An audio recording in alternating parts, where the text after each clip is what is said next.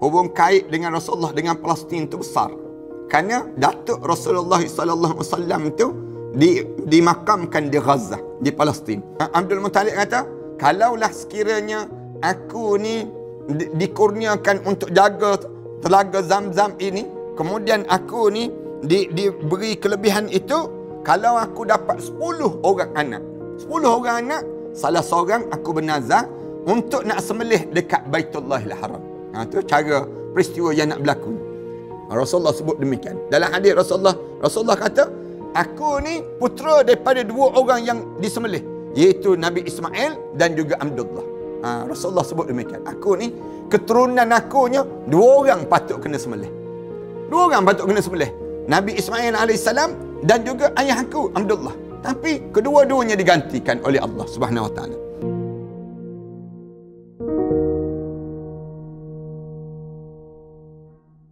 Assalamualaikum warahmatullahi taala wabarakatuh. Alhamdulillahirabbil alamin. Wassalatu wassalamu ala asyrafil anbiya'i wal mursalin wa ala alihi wa sahbihi ajma'in. Subhanaka la ilma lana illa ma 'allamtana innaka antal alimul hakim. Rabbi shrah li sadri wa yassir li amri wahlul 'uqdatam min lisani yafqahu qawli. Rabbi yassir wa la tu'assir wa tammim bil khair. Amma ba'd. Para penonton dan sahabat-sahabat yang dikasihi sekalian, pertamanya marilah sama-sama kita mengaturkan rasa syukur yang tak terhingga ke atas syukurnya kita di atas peluang dan nikmat yang Allah kurniakan pada kita pada pagi yang baik ini, untuk kita membicarakan tentang sirah Nabi Muhammad sallallahu alaihi wasallam, ataupun kita belajar pada kali ini tentang mengenai perjalanan kehidupan Rasulullah sallallahu alaihi wasallam, agar di saat yang sebegini kita sentiasa dekat dengan Rasulullah, walaupun jarak dan masa kita dengan Rasulullah sallallahu alaihi wasallam ini sejarak lebih kurang 1442 tahun. Biasanya jarang orang nak ingat pada orang yang telah meninggal dunia sebegini. Tapi kita diajar dalam hidup kita, kita diajar supaya ingat terhadap Nabi Muhammad sallallahu alaihi wasallam dalam diri kitanya pada setiap ketika dan masa, sebagaimana yang diajar oleh Allah Subhanahu wa taala. Laqad kana lakum fi Rasulillahi uswatun hasanah. Allah Subhanahu wa taala sebut, sesungguhnya telah kami jadikan pada diri kamu satu contoh yang baik, uswatun hasanah. Contoh-contoh yang baik dalam hidup kamu, liman kana yarjullaha wal yawmal akhir, bagi siapa yang menginginkan Allah dan juga hari kiamat. Ini Allah Subhanahu Wa Taala sebut, demikianlah dalam hidup kamu. Dan bahkan dalam Al-Quran Karim Allah Subhanahu Wa Taala sebut, innallaha wa malaikatahu yusalluna 'alan nabi. Sesungguhnya Allah dan juga para malaikat sentiasa berselawat ke atas Nabi. Ya ayyuhallazina amanu sallu 'alaihi wa sallimu taslima. Wahai orang yang beriman pada Allah, berselawatlah kepada Rasulullah sebanyak mungkin pada diri kamunya. Dan hari ini insya-Allah saya akan memulakan membaca yang disebut dengan sirah Rasulullah sallallahu alaihi wasallam, supaya bila kita boleh berbicara tentang Rasulullah sallallahu alaihi wasallam ini, kitanya dapat rasa Rasulullah itu dalam kehidupan kita, dalam perbincangan kita ni pada pagi sebegini ataupun pada saat-saat sebegini, kita membicarakan tentang mengenai sirah Rasulullah sallallahu alaihi wasallam. Ini bagi kita memenuhi ruang-ruang yang kita ada ni, supaya kita dapat manfaat dalam hidup kita dan ilmu kita bertambah. Kalau tuan-tuan nak menjadikan rujukan kitab, tuan-tuan boleh tengok dalam kitab Ar-Rahiqul Maktum. Ar-Rahiqul Maktum tu saya baca daripada kitab tersebut. Mudah-mudahan daripada kitab itu pun saya langkau terus. Saya tak baca di peringkat awal agama orang Arab, saya tak baca. Saya tak baca juga kedudukan tanah Arab dan kaumnya. Saya terus kepada keturunan Nabi sallallahu alaihi wasallam dan keluarga Rasulullah sallallahu alaihi wasallam. Ini tajuk yang kita akan bincangkan, termasuk nasab keturunan Nabi sallallahu alaihi wasallam. Nasab keturunan Nabi sallallahu alaihi wasallam ini daripada mana? Keturunan Rasulullah sallallahu alaihi wasallam. Disebutnya terdapat 3 peringkat bagi nasab Nabi sallallahu alaihi wasallam, di mana satu peringkat disepakati oleh ahli sejarah dan salsilah, iaitu salsilah keturunan baginda hingga kepada Adnan. Itu dalam peringkat yang pertama. Satu peringkat lagi, menjadi perselisihan di kalangan mereka di mana ada yang menerimanya dan ada yang bertawakuf. Tidak mengambil sembarang pendirian. Iaitu silsilah keturunan Nabi daripada Adnan hingga Ibrahim AS. Peringkat seterusnya tidak diragui lagi bahawa ia memuatkan fakta-fakta yang tidak sahih. Iaitu silsilah baginda daripada Ibrahim AS hingga pada Nabi Adam AS. Kami telah menyebut sebahagian silsilah ini dan di sini kita bentangkan secara terperinci 3 peringkat silsilah yang tersebut yang disebut ini. Kalau ada orang kata ni silsilah Rasulullah sallallahu alaihi wasallam, keturunan Rasulullah sallallahu alaihi wasallam, kita boleh sebut ada 3 peringkat keturunan yang Rasulullah. Yang pertama disepakati di kalangan para alim ulama sampai pada Adnan. Sampai pada Adnan dipanggil demikian. Manakala peringkat yang kedua daripada Adnan sampai pada Nabi Ibrahim AS. Itu peringkat yang kedua. Yang ni ada alim ulama yang tawakuf. Ada alim ulama yang terima, ada alim ulama yang dia kata kami tak boleh nak terima keadaan peringkat ini. Walaupun sekalipun ada peringkat yang ketiga, iaitu silsilah di atas, iaitu Nabi Ibrahim AS. Iaitu Nabi Ibrahim AS bin Tarikh daripada sampailah Tarikh bin Azar. Yang ni yang kita akan bicarakan. Peringkat pertama Muhammad bin Abdullah bin Abdul Muttalib, dan nama sebenarnya ialah Syaibah. Nama sebenar pada Abdul Muttalib. Kemudian bin Hashim, nama sebenarnya Amru.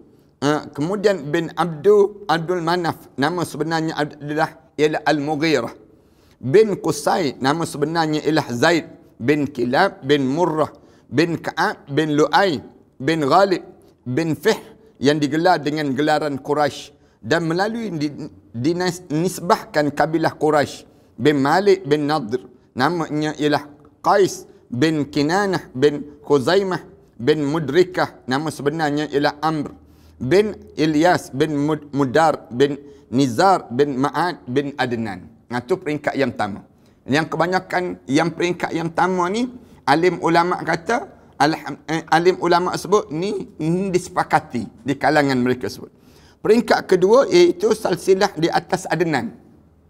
Start daripada Adnan, iaitu Adnan bin Humaisa bin Salaman bin Aus bin Bus bin Kumwal bin Ubay bin Awam bin Nashid bin Haza bin Baldas bin Yadlaf bin Tabikh bin Yahim bin Nahish bin Mikhail bin Aid bin Ahbar Abahqar bin Ubaid bin Da'a bin Hamdan bin Sinabar bin Yasribi bin Yahzan bin Yalhan bin Arwa bin Aid bin Dishan bin Aisar bin Afnad bin Ayham bin Maqsir bin Nahid bin Zarit bin Sumay bin Muzay bin Audah bin Iram bin Qaidar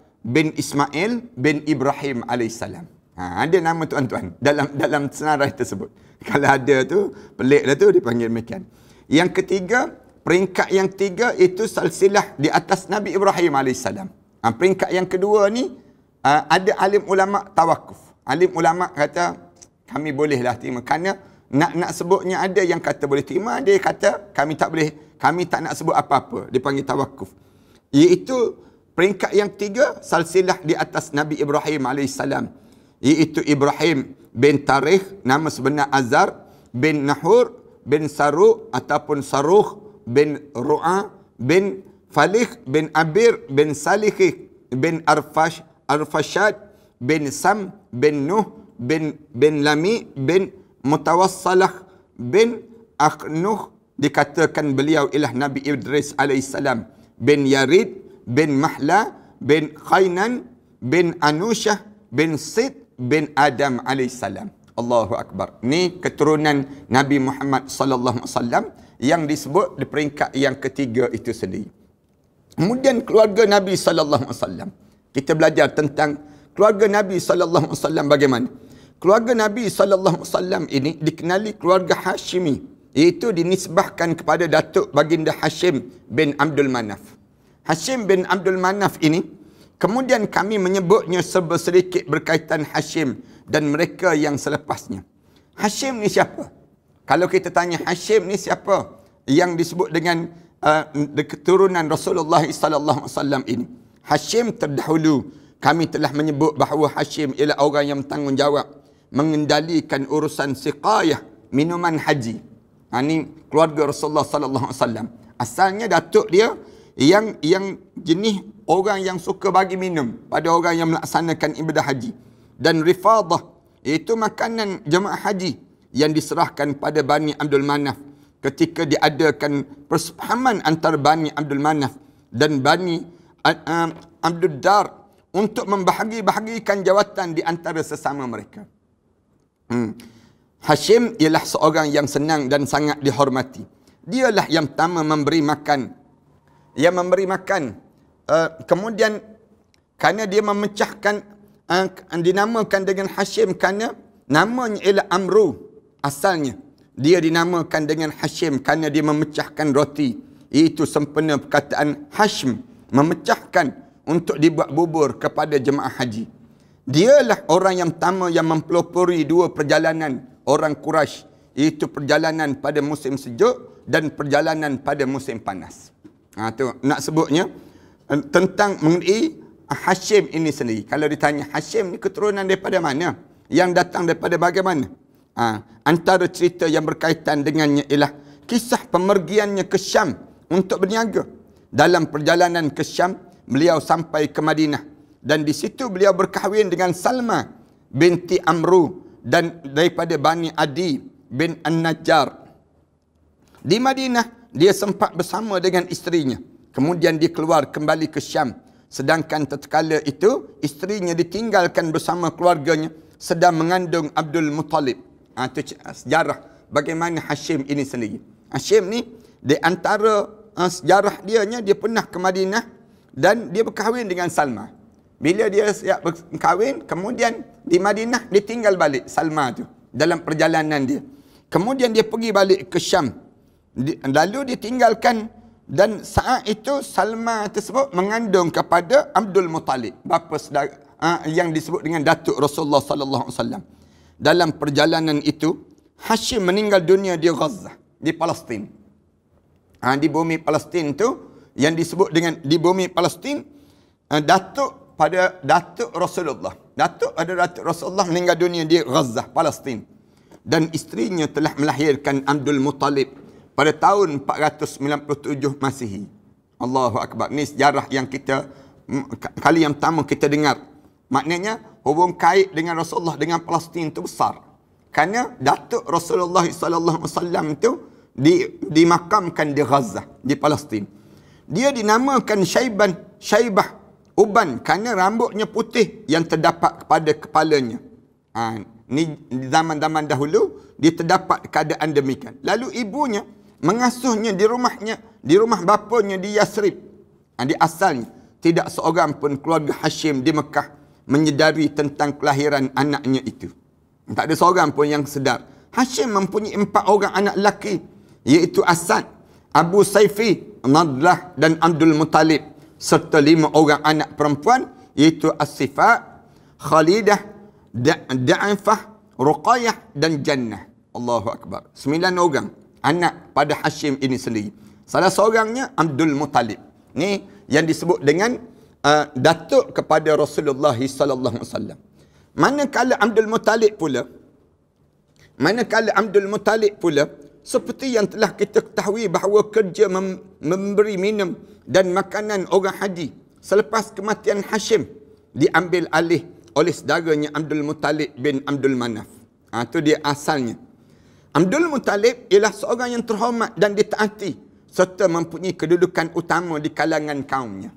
Abdul Muttalib ni sendiri. Bila dianya kerja dia bagi makan pada orang yang melaksanakan ibadah haji. Sediakan makanan, yang sediakan juga yang namakan dengan sediakan makanan, dan yang disediakan juga yang disebut dengan minuman. Di mana orang-orang Quraisy menamakannya dengan panggilan Al-Fayyad, yang mencurah-curah. disebabkan kedermawanannya. Itu sifat yang ada pada Abdul Muttalib lah. Maknanya dermawan pada diri dia. Digelarkan Al-Fayyad. Kalau siapa-siapa yang nak letak nama anak dia, boleh letak nama Fayyad. Misal contoh, orang yang dermawan. Orang yang dermawan ni, orang yang telah memberi sumbangan sebegitu rupa. Apabila Syaibah Abdul Muttalib telah meningkat usia kanak-kanak, atau lebih daripada dari itu, Abdul Muttalib mendapat berita tentangnya. Dia sebut demikian. Lalu dia pun berangkat pergi untuk mencarinya. Apabila dia lihatnya, maka bercucuranlah air matanya. Lantas dipeluk anaknya itu dan diboncengkan di atas kenderaannya. Itu sejarah pada Abdul Muttalib lah. Tetapi Abdul Muttalib enggan mengikutinya melainkan setelah diizinkan oleh ibu terlebih dahulu. Lalu Abdul Muttalib meminta kebenaran ibunya untuk membawa Abdul Muttalib bersamanya, tetapi tidak dibenarkan oleh ibunya. Al-Muttalib berkata, dia hanya pergi kepada kerajaan bapanya ke tanah haramullah. Mendengar penjelasan itu, barulah ibunya membenarkan. Kemudian pergilah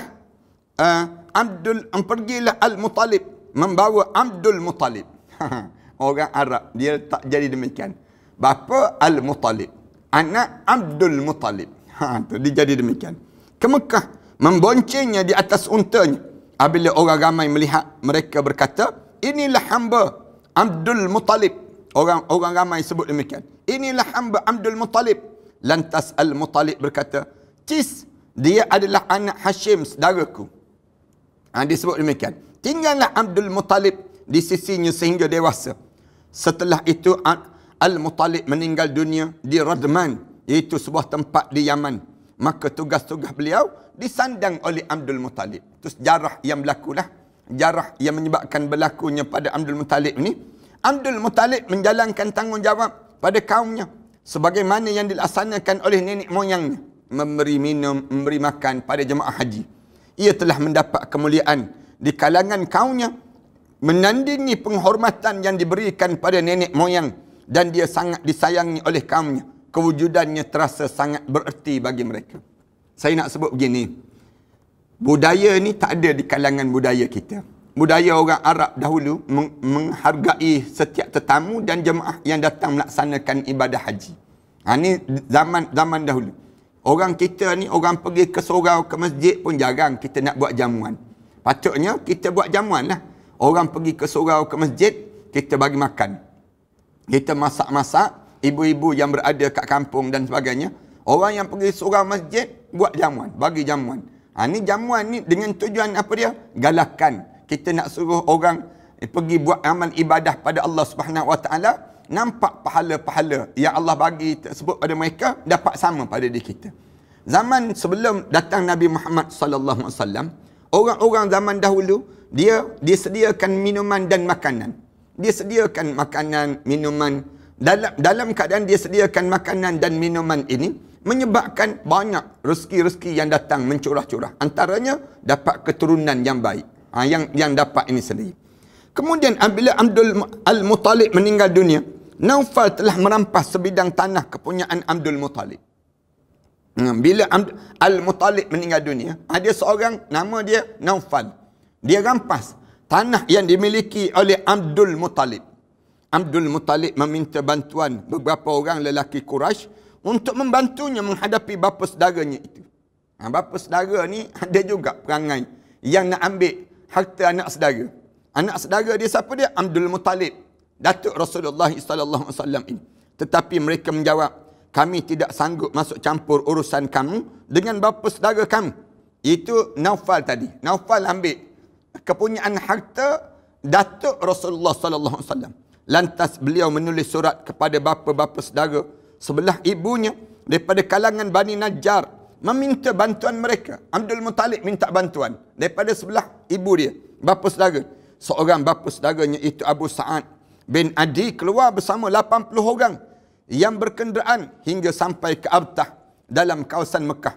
Di sini ia ditemui oleh Abdul Muttalib. Abdul Muttalib berkata, jemputlah ke rumah, wahai bapa saudaraku. Bapa saudara, antara bapa saudara yang nak tolong ni Abu Sa'ad bin Adi di sebelah ibu yang datang nak tolong. Bila datang dengan 80 orang datang. Bila sampai-sampai Abdul Muttalib ni disebut, jemput ke rumah saya wahai bapa saudaraku. Dia sebut demikian. Lalu bapa saudaranya menjawab, tidak demi Allah, melainkan terlebih dahulu aku perlu bertemu Naufal. Dia sebut. Katanya bapa saudara sebelah ibu dia kata, aku tak akan pergi ke rumah kamu lagi. Sehingga aku jumpa dengan Naufal yang merampas tanah tadi. Yang merampas tanah. Kemudian dia datang berdiri tercegat di hadapan Naufal. Bapa saudara Rasulullah, bapa saudara pada Abdul Muttalib ini. Ketika itu, Naufal sedang duduk dalam sebuah bilik bersama beberapa orang tua Quraisy. Naufal duduk. Abu Sa'ad menghunuskan pedangnya sambil berkata, demi Tuhan Kaabah. Dia sebut, jika kamu tidak kembalikan balik tanah anak saudaraku, akan kuhabiskan riwayat kamu dengan pedang ini. Ini sejarah yang berlaku. Dia sebut demikian. Naufal menjawab, baiklah, aku kembalikan kepadanya. Naufal, bapa saudara kepada Abdul Muttalib. Dia kata, oh, sampai nak perang ni, mati ni kita ni, ambil baliklah tanah yang kamu nak tu. Lalu disaksikan oleh orang-orang tua Quraisy tersebut. Kemudian dia pergi ke rumah Abdul Muttalib dan menetap di situ selama 3 hari. Bila bapa saudara Abdul Muttalib ni dah tolong dah Abdul Muttalib, dia pergi rumah Abdul Muttalib. Selesai dah urusan tu. Dia duduk selama 3 hari.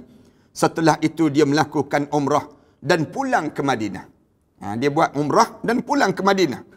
Bila berlaku kejadian tersebut, Bani Abdul Syam bin Abdul Manaf bersekutu dengan Naufal. Mula pakat dengan Naufal untuk menghadapi Bani Hashim. Bani Hashim di kalangan keluarga Rasulullah ini. Apabila Bani Khuza'ah melihat Bani An-Najjar menolong Abdul Muttalib, mereka berkata, kami juga melahirkannya sebagaimana kamu melahirkannya. Dia Bani Najjar pula sebut. Dia kata, Abdul Muttalib tu keturunan kami juga. Oleh kerana keturunan kami juga, maka kami akan tolong dia. Maka kami lebih patut untuk membantunya. Ini kerana Ibnu Abdul Muttalib adalah kalangan mereka.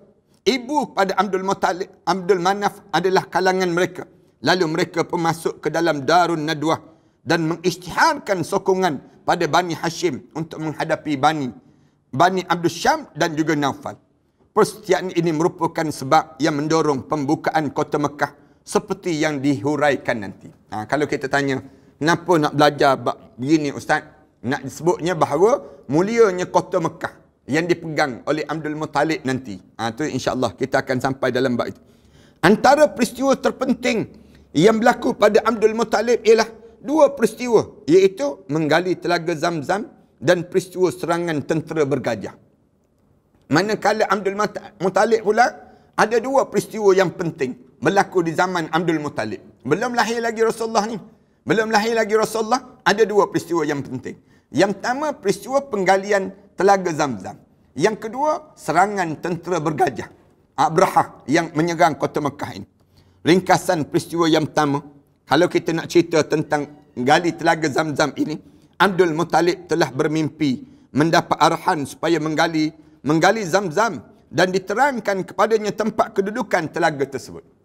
Asalnya dalam keadaan yang berlaku ni, di mana Abdul Muttalib bermimpi. Tuan-tuan kena ingat ya, mimpi ni dia sentiasa ada dalam kehidupan umat Islam. Dia akan jadi. Kadang-kadang mimpi orang yang soleh ni menjadi perkara yang masduk, yang perkara yang betul dalam hidup. Maknanya mimpi itu kadang-kadang Allah jadikan melalui mimpi pada orang-orang yang tertentu. Termasuk pada Abdul Muttalib.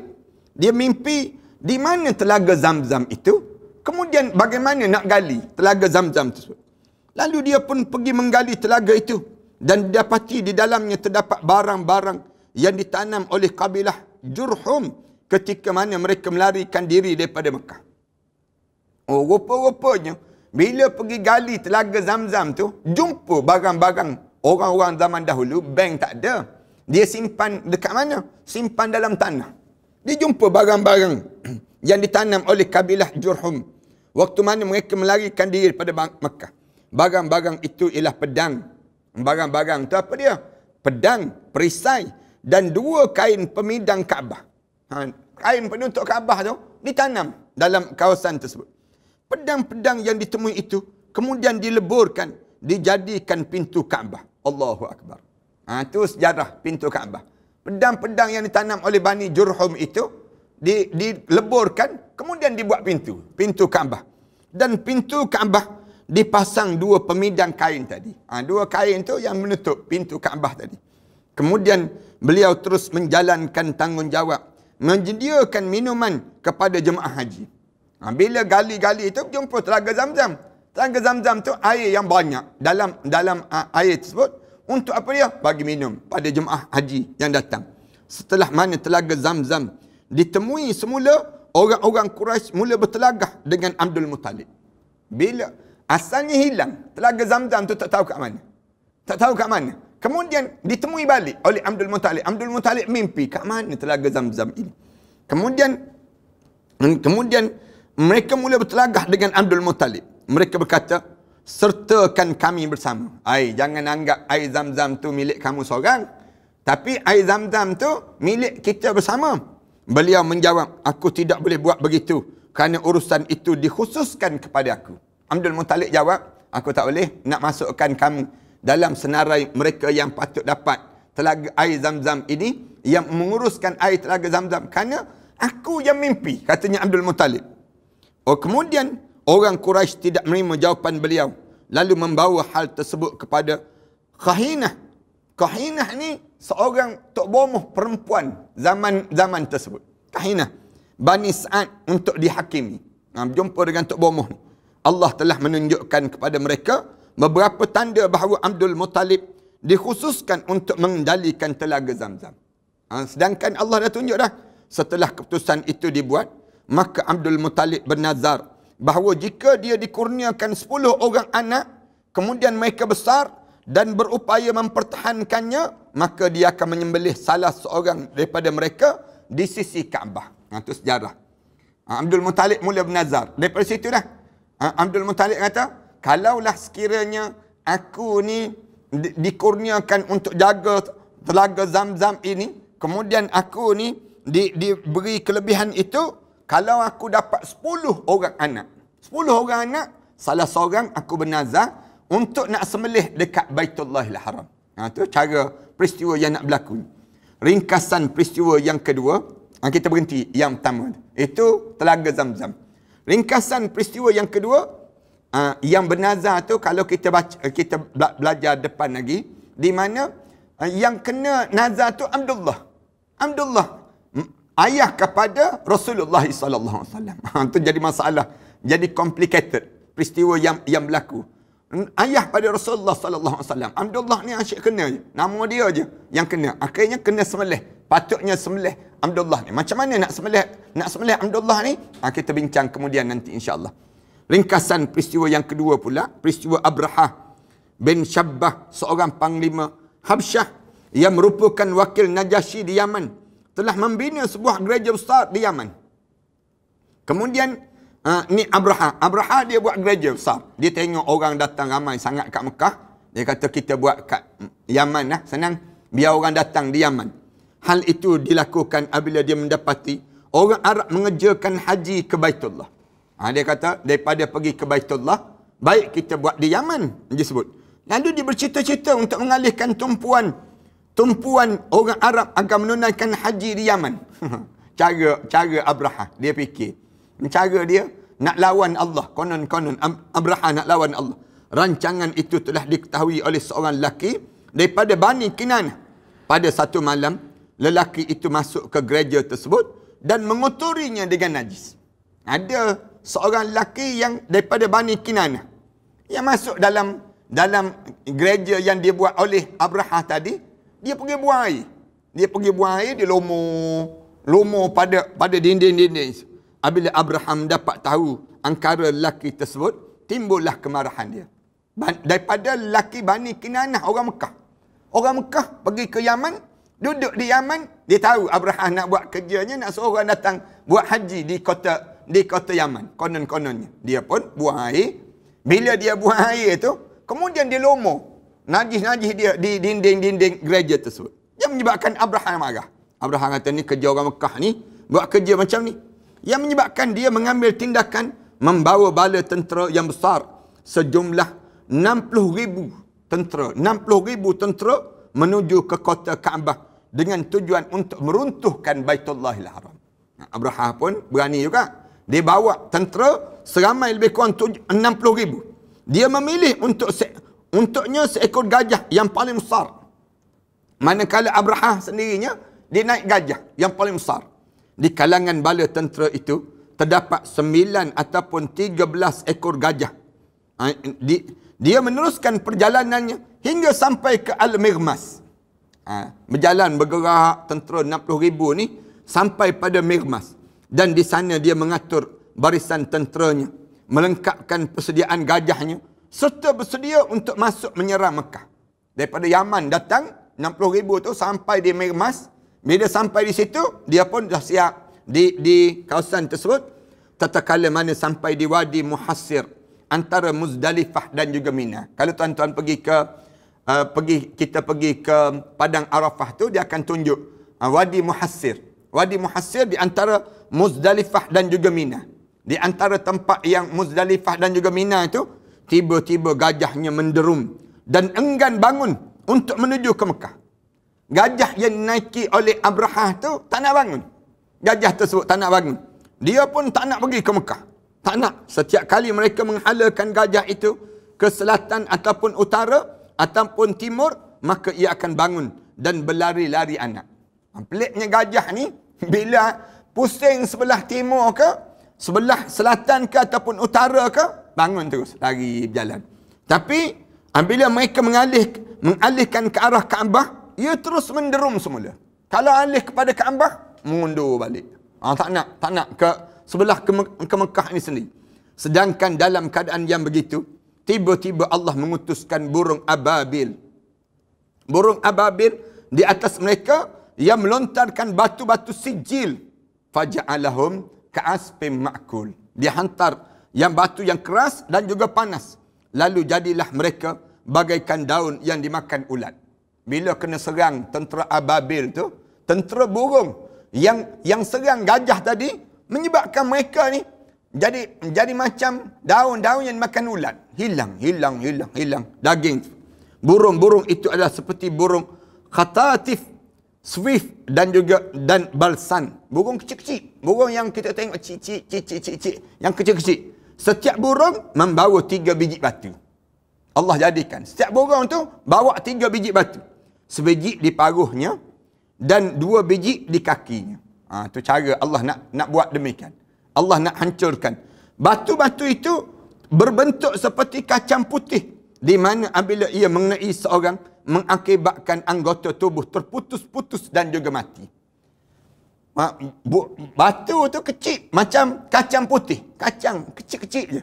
Bila jatuh, kena ke atas kepala, putus. Putus tengkuk, putus lengan, putus. Yang menyebabkan mati. Di kalangan mereka. Tapi tidak semua mereka yang timpa lontaran batu itu. Tak kena semua. Mereka yang tidak terkena batu itu keluar melarikan diri sambil merasakan antara satu sama lain. Lalu terjatuh di merata tempat dan mati bergelimpangan di segenap simpang. Tentera Abrahah tu bila lari jatuh. Mati. Allah mengutuskan penyakit kepada Abrahah yang menyebabkan jari-jarinya berguguran. Manakala Abrahah pula, jari-jari dia ni gugur satu-satu. Berkeping-keping jatuh. Ni Abrahah. Sesampainya di San'a, dia kelihatan sangat lemah. Lari sampai juga di San'a. Balik ke Yaman. Jantungnya terburai. Jantung dia pecah. Jatuh daripada dadanya. Kemudian dia mati di San'a. Itu yang berlaku kepada Abrahah. Sebelum itu orang-orang Quraisy telah melarikan diri ke merata lorong dan denai di sekitar Mekah. Dan mereka berlindung di atas bukit kerana bimbang keselamatan diri mereka daripada serangan daripada Habsyah itu sendiri. Apabila mereka melihat apa yang menimpa tentera Habsyah itu, yang datang daripada tentera Abrahah itu, mereka pun kembali ke rumah mereka dalam keadaan sejahtera, aman sejahtera. Peristiwa ini berlaku pada bulan Muharram. Dalam bulan Muharram, baru lepas 2-3 bulan yang sudah. Bulan Muharram itu 50 hari ataupun 55 hari menurut pendapat terbanyak sebelum kelahiran Nabi Muhammad sallallahu alaihi wasallam. Ianya bersamaan dengan penghujung bulan Februari ataupun awal bulan Mac tahun 571 Masihi. peristiwa ini adalah sebagai kelebihan awal yang ditunjukkan oleh Allah untuk nabinya dan keluarga Rasulullah sallallahu alaihi wasallam. Kalau ditanya, kenapa peristiwa ini berlaku? Allah nak tunjuk tanda-tanda kelahiran Rasulullah sallallahu alaihi wasallam, kehebatan Rasulullah sallallahu alaihi wasallam. Ini kerana jika kita melihat kisah Baitul Maqdis, maka kita dapati orang musyrikin yang merupakan seteru-seteru Allah telah berjaya menguasai kiblat ini. Sedangkan penduduk Baitul Maqdis ketika itu ialah orang-orang Islam. Sebagaimana yang terjadi pada Bukhtanasar pada tahun 587 sebelum Masihi dan pada tentera Rom pada tahun 70 Masihi. Akan tetapi Kaabah tidak dapat dikuasai oleh orang Kristian, sedangkan mereka adalah orang Islam pada masa itu. Padahal penduduknya ialah orang-orang musyrikin. Itu Allah nak jadikan demikian. Kelebihan. Peristiwa ini terjadi dalam suasana ketika itu yang berita tentangnya mudah tersebar ke sebahagian besar tempat-tempat yang bertamadun. Peristiwa Abrahah ni, peristiwa yang berlaku yang besar. Sampai berita tentera Abrahah ni, cerita ni sampai pada orang-orang yang bertamadun di waktu ini. Ini kerana orang-orang Habsyah mempunyai hubungan yang erat dengan kerajaan Rom. Sedangkan kerajaan Parsi pula sentiasa mengintip untuk mengetahui perihal Habsyah itu sendiri.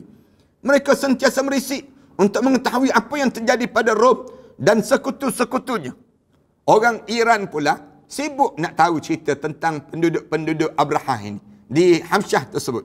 Ini keadaan yang berlaku. Oleh kerana itu, apabila mendengar tentang peristiwa ini, dengan segera Parsi mengambil tindakan menyerang Yaman. Bila tengok saja Yaman tu lemah, waktu inilah Iran ataupun Parsi itu datang serang di kalangan penduduk Yaman.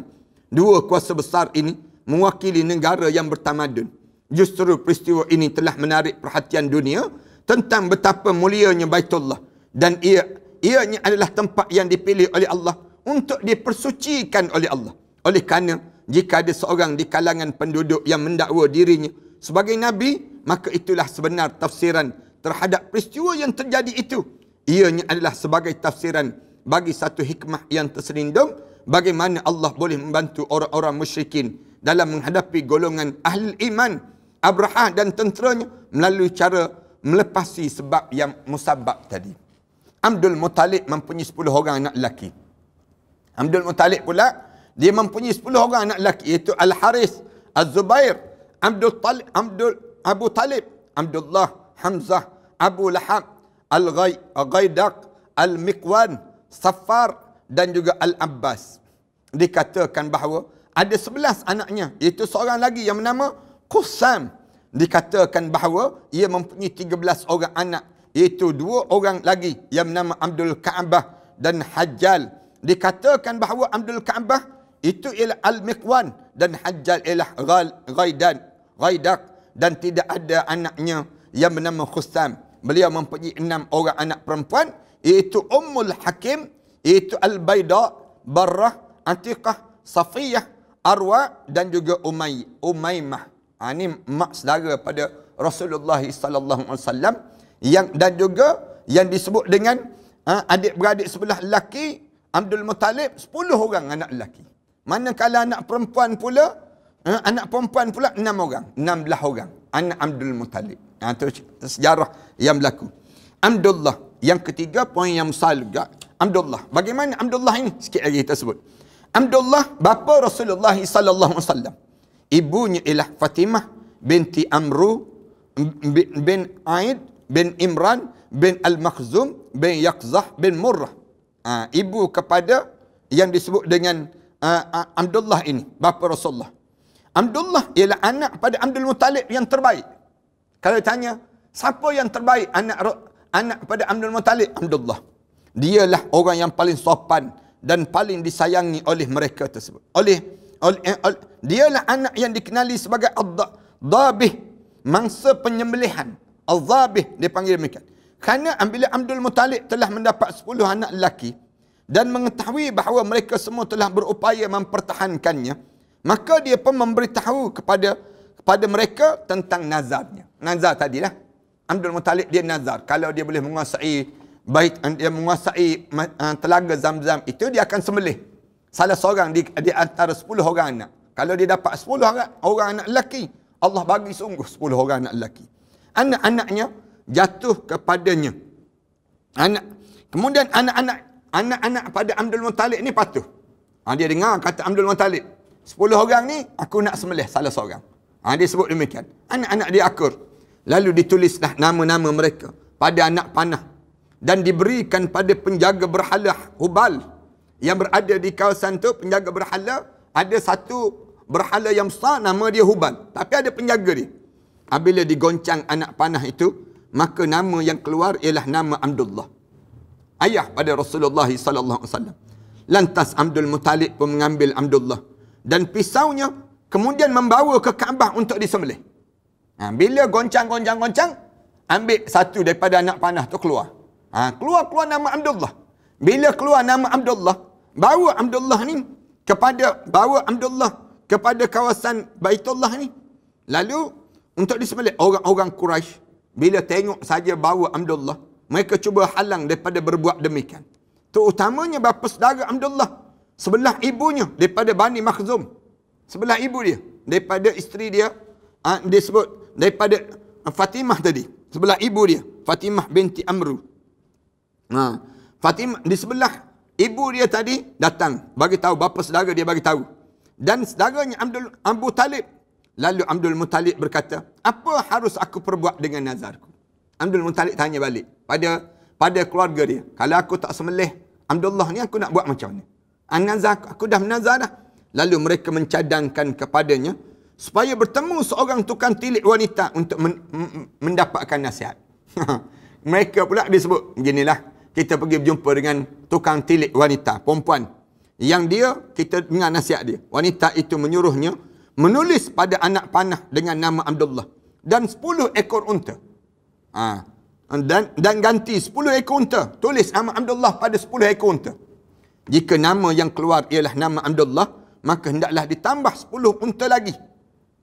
Daripada 10 ekor unta tu, kalau keluar nama Abdullah, maka 10 lagi sehingga Tuhan merestuinya. Jika yang keluar itu ialah unta, maka hendaklah disembelih unta-unta itu. Lalu dia pun kembali dan mencabut undi antara nama Abdullah dan 10 ekor unta. Nama Abdullah dan 10 ekor unta. Tetapi undi yang keluar nama Abdullah juga. Ganti 10 lagi. Dua je. Goncang. Kemudian nama Abdullah. Keluar nama Abdullah. Abdullah. Itu ditambah 10 ekor unta lagi. Setiap kali mana dicabut undi, yang keluar tetap juga atas nama Abdullah. Sehinggalah bilangan unta yang ditambah telah mencukupi 100. Barulah undi yang keluar itu terhadap nama unta. Allahu Akbar. Sampai 100 ekor unta. Kena bayar. Kemudian unta-unta itu disembelih sebagai ganti pada Abdullah. Cara perempuan tukang tilik tersebut, dia kata kalau nak ganti juga, bila digantikan dengan nama Abdullah. Sampai 100 ekor unta. Abdul Muttalib telah meninggalkan unta yang disembelihkan tanpa menghalang siapa yang mahu mengambilnya. Sama ada manusia ataupun binatang buas. Dia pun sembelih. Abdul Muttalib sembelih 100 ekor unta untuk gantikan Abdullah, ayah pada Rasulullah sallallahu alaihi wasallam. Sebelum itu bayaran diat di kalangan orang Arab ialah 10 ekor unta je. Sebelum daripada itu. Selepas peristiwa itu, bayaran diat menjadi 100 ekor unta. Lepas pada peristiwa Abdul Muttalib terhadap Abdullah ni lah, barulah diat sebanyak 100 ekor unta. 100 ekor unta ni tuan-tuan, sebanyak mana? Sebanyak lebih kurang, kalau kita zaman kita sekarang ni, 100 buah kereta Merc mata belalang. Senang cerita. Dan ianya diperakui oleh Islam. Diriwayatkan oleh Nabi SAW bahawa baginda bersabda, aku adalah putera 2 orang yang disembelih. Rasulullah sebut demikian. Dalam hadis Rasulullah kata, aku ni putera daripada 2 orang yang disembelih, iaitu Nabi Ismail dan juga Abdullah. Rasulullah sebut demikian. Aku ni, keturunan akunya 2 orang patut kena sembelih. 2 orang patut kena sembelih. Nabi Ismail AS dan juga ayah aku, Abdullah. Tapi kedua-duanya digantikan oleh Allah Subhanahu Wa Taala. Abdul Muttalib memilih Aminah binti Wahab bin Abdul Manaf bin Zurrah bin Kilab menjadi isteri anaknya Abdullah. Bila nak kahwin, Abdullah nak kahwin, Abdul Muttalib cari. Siapa yang dia nak cari? Cari-cari, dapati yang patut layaknya kahwin ialah Aminah binti Wahab bin Abdul Manaf bin Zurrah bin Kilab menjadi isteri anaknya Abdullah. Pada masa itu Aminah dianggap wanita Quraisy yang paling mulia dari segi keturunan dan kedudukan. Wanita yang hebat, keturunan yang hebat. Aminah, mak, ibu kepada Rasulullah sallallahu alaihi wasallam. Bapanya ialah ketua Bani Zurrah. Daripada Zuhrah, daripada segi hubungan nasab dan kemuliaan. Lalu tinggallah Abdullah dengan Aminah di Mekah. Tidak lama selepas itu, Abdul Muttalib mengutuskan Abdullah untuk pergi ke Madinah bagi mendapatkan bekalan untuk mereka. Bila dia duduk dekat Mekah, lalu Abdul Muttalib kata, Abdullah, kamu pergi ke Madinah, pergi cari makanan, bekalan. Di sana dia meninggal dunia. Abdullah dalam perjalanan meninggal dunia. Dikatakan beliau keluar untuk berdagang ke Syam bersama rombongan perdagangan Quraisy dan beliau singgah di Madinah. Lalu jatuh sakit dan meninggal dunia di sana. Itu sejarah yang berlaku. Jenazahnya dikebumikan di Darun Nabirah Al-Ja'di ketika mana kematian usianya 25 tahun. Abdullah baru usia 25 tahun. Allah matikan dia. Matikan waktu mana? Dalam keadaan segar bugar. Sihat tu badan sebegitu. Dalam perjalanan nak pergi ke Syam, singgah di Madinah, demam, sakit. Kemudian meninggal dunia. Kematiannya ialah sebelum baginda sallallahu alaihi wasallam dilahirkan. Saat mana ibu Rasulullah sallallahu alaihi wasallam Aminah tu mengandung syarat dah Rasulullah sallallahu alaihi wasallam. Dan inilah pendapat terbanyak di kalangan sejarawan. Dikatakan bahawa dia meninggal dunia selepas 2 bulan kelahiran Rasulullah sallallahu alaihi wasallam. Ada juga yang sebut lepas 2 bulan kelahiran Rasulullah. Apabila berita kematiannya sampai ke Mekah, Aminah meratapinya dengan ungkapan syair yang menarik. Antara kata yang disebut, hilang sudah putra Hashim Abdul Batta, bertandang lahat yang jauh dalam ratapan tangis. Panggilan maut memanggil lantas disahutnya, yang tidak meninggalkan seumpama putra Hashim di kalangan manusia. Petang hari mereka mengusung kerandanya oleh teman-teman yang berasak-asak. Jika benar kematian dan duka cita itu perampas dirinya, namun dia tetap terpahat sebagai dermawan dan pengasih. Ini di antara syair yang disenandungkan oleh Aminah, ibu kepada Rasulullah terhadap kewafatan yang disebut dengan ayah kepada Rasulullah sallallahu alaihi wasallam itu. Harta peninggalan yang ditinggalkan oleh Abdullah ialah 5 ekor unta saja. Harta pusaka yang ada 5 ekor unta, beberapa ekor kambing dan seorang hamba wanita Habsyah yang bernama Barakah dan digelar Ummu Aiman. Dialah yang menjadi pengasuh Rasulullah sallallahu alaihi wasallam. Ini di antara kalau kita nak belajar hari ini tentang yang disebut dengan keturunan Rasulullah sallallahu alaihi wasallam yang kita namakan dengan daripada keturunan datang daripada sebelah mana keturunan Rasulullah sallallahu alaihi wasallam ini, dan insya-Allah besok kita akan teruskan tentang hari kelahiran Rasulullah sallallahu alaihi wasallam dan 40 tahun sebelum kenabian Rasulullah. Macam mana pula perjalanan hidup Rasulullah di awal-awal perjalanan kehidupan ini sampailah Rasulullah menjadi Nabi. InsyaAllah. Mudah-mudahan Allah jadikan pertemuan kita ini pertemuan yang diberkati dan dirahmati di sisi Allah. Dan Allah masukkan kita di kalangan hamba Allah yang saleh. Aku qouli hadza wa astaghfirullah li wa lakum. Wassalamualaikum warahmatullahi. Bismillahirrahmanirrahim. Alhamdulillahirabbil alamin. Wassalatu wassalamu ala rasulil amin wa ala alihi wa sahbihi ajma'in. ربنا افتح بيننا وبين قومنا بالحق وأنت خير الفاتحين. ربنا ظلمنا أنفسنا وإن لم تغفر لنا وترحمنا لنكون من الخاسرين. ربنا وتب علينا إنك أنت التواب الرحيم. ربنا آتنا في الدنيا حسنة وفي الآخرة حسنة وقنا عذاب النار. وصلى الله على محمد وعلى آله وصحبه وسلم. الحمد لله رب العالمين.